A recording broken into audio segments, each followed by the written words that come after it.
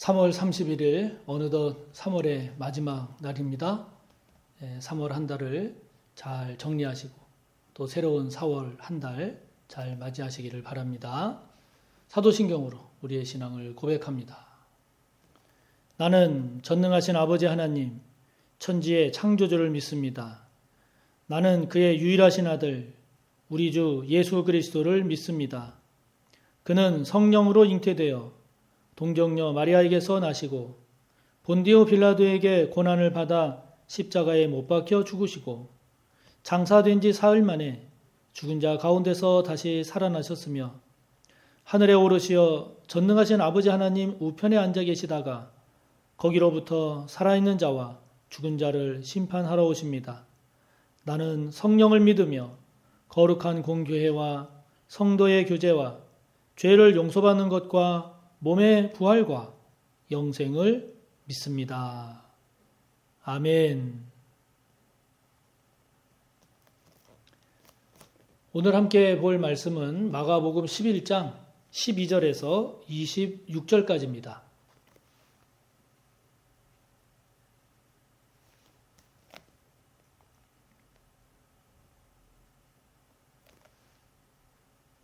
마가복음 11장 12절에서 26절까지의 말씀 봉독합니다.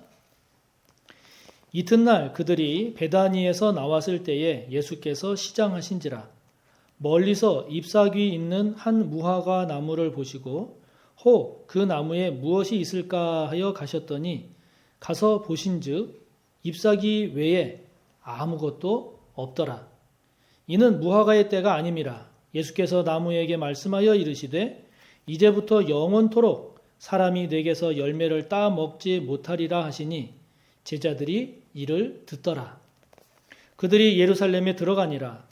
예수께서 성전에 들어가사 성전 안에서 매매하는 자들을 내쫓으시며 돈 바꾸는 자들의 상과 비둘기 파는 자들의 의자를 둘러 엎으시며 아무나 물건을 가지고 성전 안으로 지나다님을 허락하지 아니하시고 이에 가르쳐 이르시되 기록된 바 내 집은 만민이 기도하는 집이라 칭함을 받으리라고 하지 아니하였느냐. 너희는 강도의 소굴을 만들었도다 하시매 대제사장들과 서기관들이 듣고 예수를 어떻게 죽일까 하고 꾀하니 이는 무리가 다 그의 교훈을 놀랍게 여김으로 그를 두려워함일러라. 그리고 날이 저물매 그들이 성 밖으로 나가더라.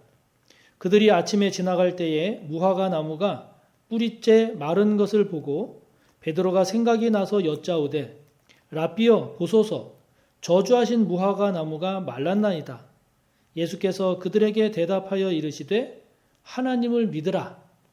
내가 진실로 너희에게 이르노니 누구든지 이 산더러 들리어 바다에 던져지라 하며 그 말하는 것이 이루어질 줄 믿고 마음에 의심하지 아니하면 그대로 되리라. 그러므로 내가 너희에게 말하노니 무엇이든지 기도하고 구하는 것은 받은 줄로 믿으라. 그리하면 너희에게 그대로 되리라.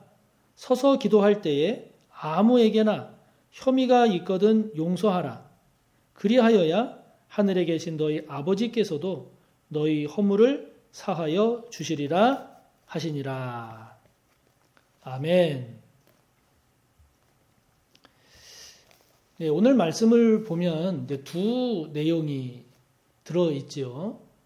무화과 나무를 저주하신 내용이 있고 그 사이에 예수님께서 성전에서 아주 대노하신 그러한 성전 정화 사건이 들어가 있는 그런 말씀의 구조로 되어 있습니다. 그래서 내용은 두 가지지만 그러나 서로 이렇게 연결을 해서 묵상을 해보면 어떨까 하는 생각이 드는데요.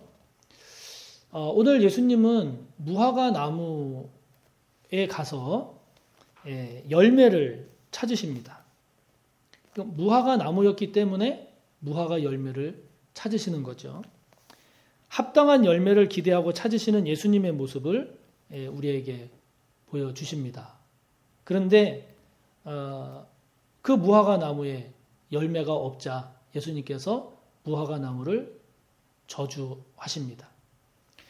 물론 이때는 열매를 맺는 그런 때가 아니기 때문에 열매 맺는 때가 아니어서 당연히 열매가 없는 것이 자연의 순리로는 맞는 것입니다만은 여기서는 지금 그거를 말씀하는 것이 아니라 합당한 열매가 있어야 하는데 또 합당한 열매가 있으리라고 기대가 되었는데 없는 경우에 그 열매를 찾을 수 없는 경우에 그때 찾아오는 불행, 주님의 책망, 그것을 우리에게 상징적으로 보여주는 거죠.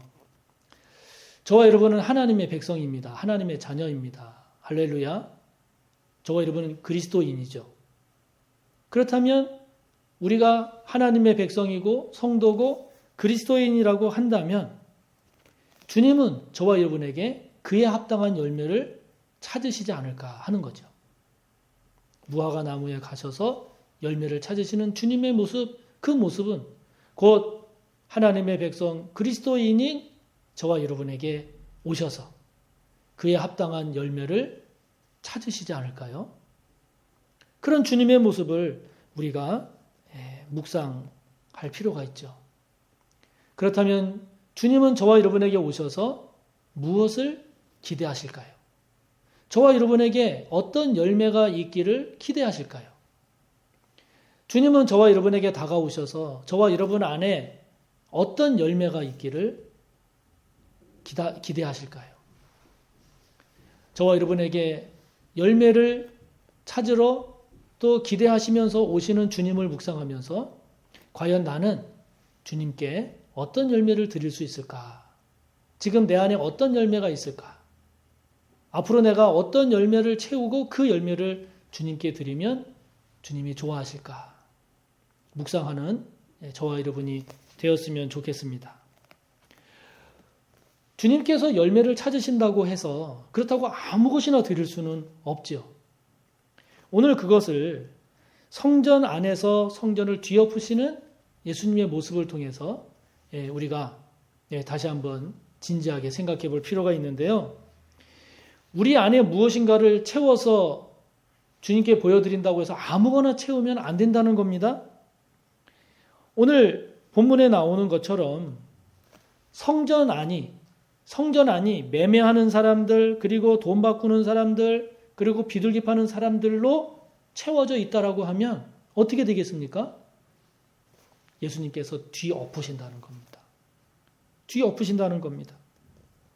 성전 안에서는 오늘 주님의 말씀처럼 17절의 말씀처럼 성전 안에서는 만민이 기도하는 이것으로 채워져야 하는 것이 가장 하나님의 성전다운 모습임을 주님은 말씀하시는 거죠.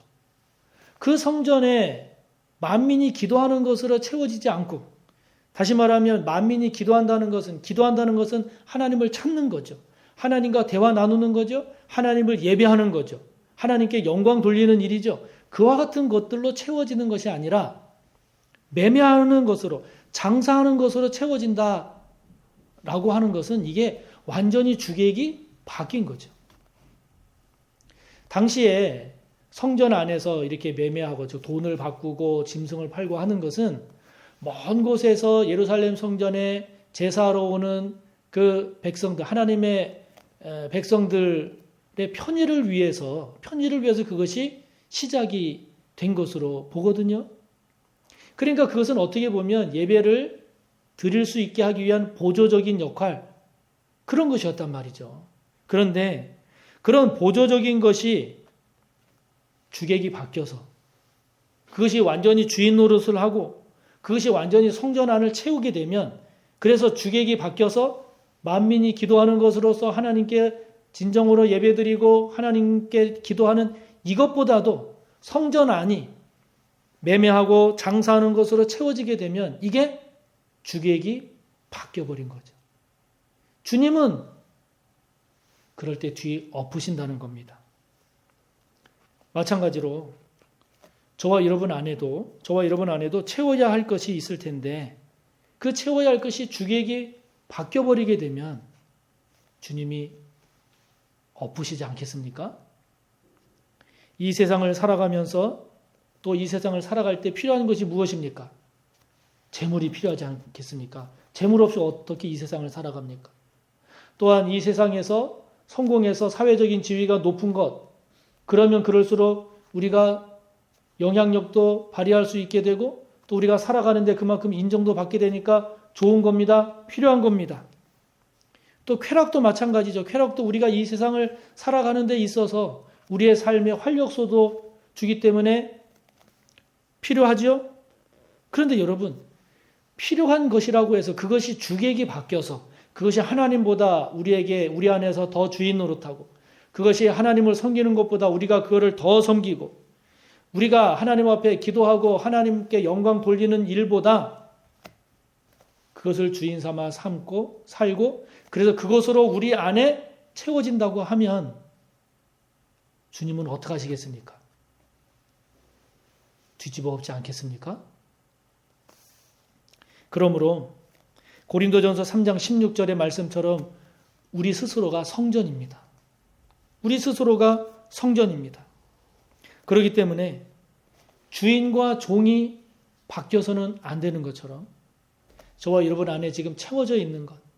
그래서 주님께서 어떤 열매가 있는지 보고자 하실 때 열어서 우리가 주님께 보여드려야 할 우리 안에 채워져 있는 그것이 주객이 바뀌어서 주님께서 뒤에 엎으시는 그러한 저와 여러분의 모습이 되어서는 안 되겠다 하는 거죠. 저와 여러분 안에 무엇을 주인으로 채울 것인가? 주님께서 만민이 기도하는 집이다라고 하는 성전 안의 본래의 모습, 그것과 보조적인 역할에 그쳤어야 했을 성전 안에서의 돈 바꾸는 것과 비둘기 파는 것, 그와 같은 주객이 과연 저와 여러분 안에는 잘 자리 잡고 있는지요. 만약에 그 주객이 바뀌어져 있다면 주님께서 뒤 엎으실 것이라는 것을 우리가 심각하게 묵상하면서 주님께서 칭찬하실 만한 것으로 잘 채워지는 저와 여러분이 되기를 바랍니다. 그렇다면 보다 구체적으로 우리 안에 무엇을 채울 것인가? 오늘 주님께서는 기도를 말씀하세요. 그런데 단순히 이 기도라고 하는 것이 그냥 이렇게 무엇인가 구하고 부르짖는 그런 기도가 아니라 하나님을 향해서는 믿음의 기도를, 사랑과의 관계에서는 용서와 화해를 이루는 기도를 말씀하십니다. 다시 말하면 우리 안에 기도를 채우라고 하시는 것인데 그 기도가 다른 말로 말하면 하나님을 향해서는 믿음을 채우라는 것이고 사람을 향해서는 용서와 화해를 채우라는 것이죠. 그렇다면 저와 여러분 지금 하나님을 향한 믿음이 살아있는지요? 하나님 앞에 기도드릴 때 믿음의 기도를 드리고 있는지요? 지금 저와 여러분의 삶과 관계 속에 사람들과의 관계 속에 용서와 화해의 문제가 잘 해결되고 있는지요? 그런 건 해결되지 않고 그냥 그것 묻어둔 채 그냥 하나님께 구하기만 하는 그런 기도로 나아가고 있지는 않은지요? 오늘 하나님은 우리에게 기도를 채울 것을 말씀하시면서 그 기도는 단순히 무엇인가를 구하는, 요구하는 그런 기도가 아니라 하나님을 향한 믿음이 채워지는 기도, 사람과의 관계에서는 용서와 화해를 이루는 기도, 결국 믿음과 용서와 화해가 저와 여러분 안에 가득하기를 주님이 원하십니다.